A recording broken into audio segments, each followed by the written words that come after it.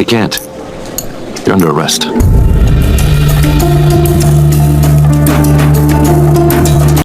Hey guys, welcome back to my channel for an all new episode recap of today's Daysofourlives, February 9, 2026. So let's get the boring stuff out the way before we get to the main event of today's episode. So we start off with Stephanie and Alex. So whoop-de-doo, they got their marriage certificate to try and lure Jeremy into believing that, you know, they got him and blah blah blah.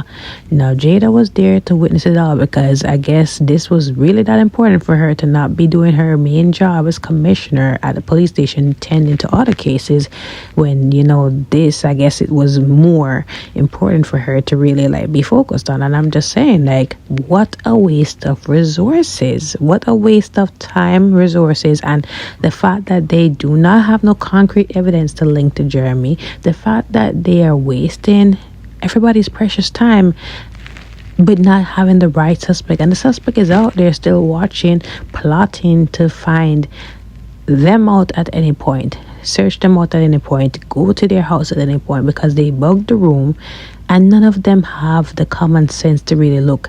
The police commissioner and a private investigator cannot even figure out that the room is bugged, and they're not even trying to search intently. They're just pinning it all on poor Jeremy, when Jeremy don't even care that much to really be invested in Stephanie and Alex's personal life.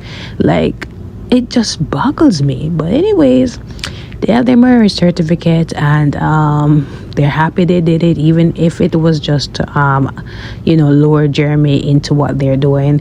At some point, Alex goes to get some food, and her and Jada talk, and she is saying to Jada that she wants to do something romantic on Valentine's Day for Alex. She knows Alex wanted them to get married immediately, but she wanted to wait a little longer, have a longer engagement. But she said, you know what, Alex is so good to me, he's done all this great thing for me, I am going to reward him by actually moving up our date. Let's get elope on Valentine's Day. It's the same day as our my parents' anniversary, and if we can have an ounce of what they have, I think it would be great for us. And Jada said any way that she can help, she's going to make sure there's an undercover cop. So she's going to again waste resources, have an undercover cop to be with them on their wedding night, and to also make sure that she's there as a bodyguard, as a maid of honor, whatever that Stephanie needs, she'll be there. And also somebody to still trail Jeremy wherever he goes, so that he will not be able to find them in Chicago, where they're planning to do their elopement. Again, waste of resources, waste of time, no common sense in this thing whatsoever. Now moving on, Gabby meets up with Gwen. She heard about what happened with Gwen and her financial woes, and she heard through Julie that Gwen's card got declined, and Gwen was just embarrassed because of all the places that had to be at the bookstore. And I'm betting that Julie is just there saying it all condescendingly.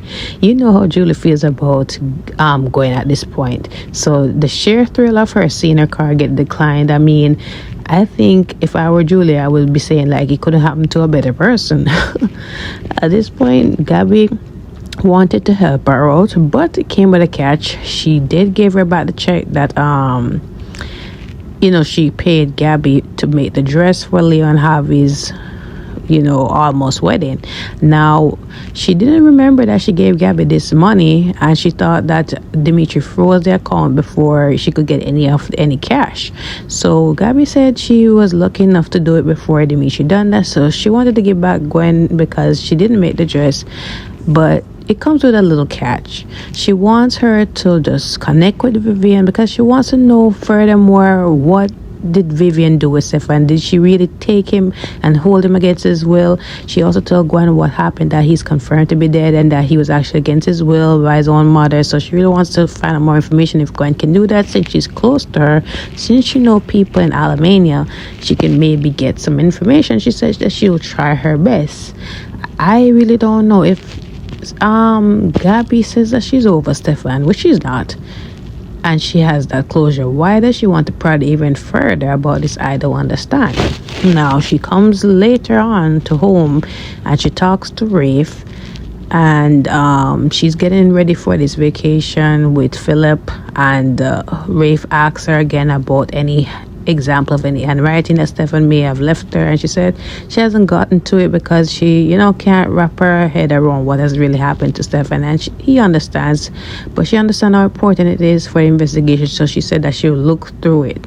She found a letter written by Stefan talking about how he'll always be hers forever and always, and likewise, so brought her down memory lane, and definitely you can tell that she's definitely not over him. But this is going to be a whole mess when he's back in Salem and this whole thing just plunders, right?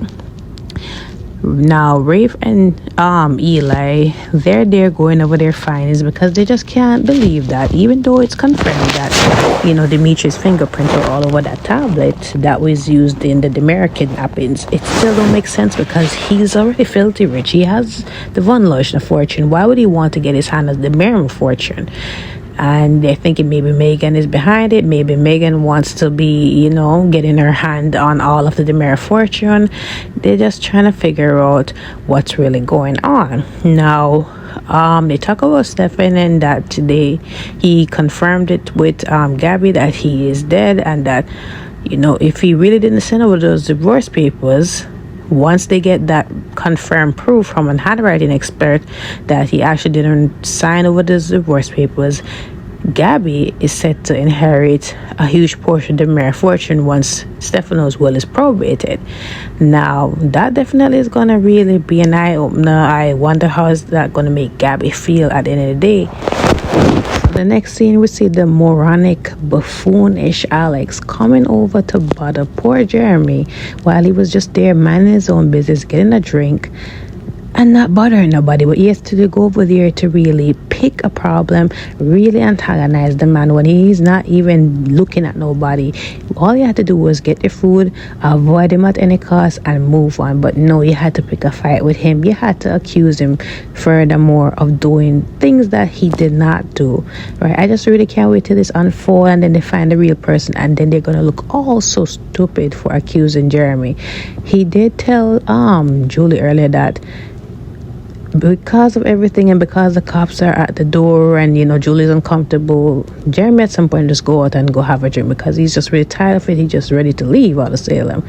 Now Alex is there provoking the guy, talking about how he's sick and tired of his antics and how, he has to be a sick SOB to be doing that to Stephanie and to trying to get him out the way and all the things he's doing online. He said he didn't do any of it. And he said, stop telling me all these kinds of lies. And once we find out any concrete proof, you're going to go down for this. So it's again, I didn't do it. There's some proof I did it. And I seen the engagement news. I wish you and your wife to be all the luck in the world, whether it works out or not. So he was just trying to show shit, and I was here for it because at this point they have nothing on him and they just keep antagonizing the poor guy. Now he said that he's leaving Salem in a few days, and Alex is like hell you're gonna leave, and even more he's saying you're gonna go down no matter where you're going. You're gonna go down. You're gonna go one special place. And Jeremy is like, you guys have no proof, and I wish that you would just stop antagonizing me because you have the cops outside. You're trying to push me. You're trying to push my buttons so that I attack, and you're not worth it at the end of the day. So I didn't like how he was just draping him up. He was just shrugging him by his jacket.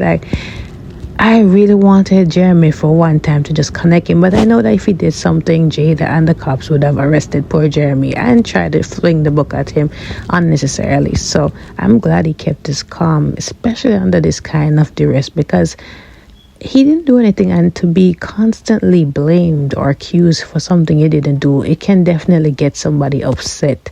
He saw the news of them, I guess the marriage license or whatever they were posing with, and he was definitely annoyed by it all. I don't think he's affected in a way by, oh my gosh, the love of his life is gone. I think he's just really annoyed. And then because Alex also pushed him further, it was even worse. Now, honestly, I was not here for Eli telling Julie that, look, he and Lonnie and the kids are moving back, because they haven't had a good storyline since a few years ago, and I don't think they really have anything to offer to the show.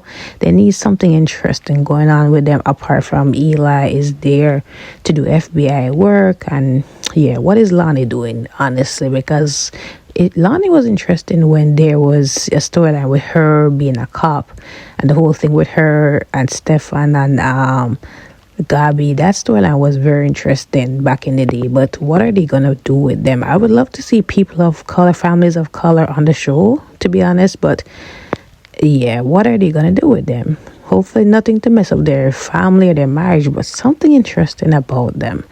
Now, Eli also told her about what he, went through with the trip in Albania with Rafe, and that he came back with more questions than answers.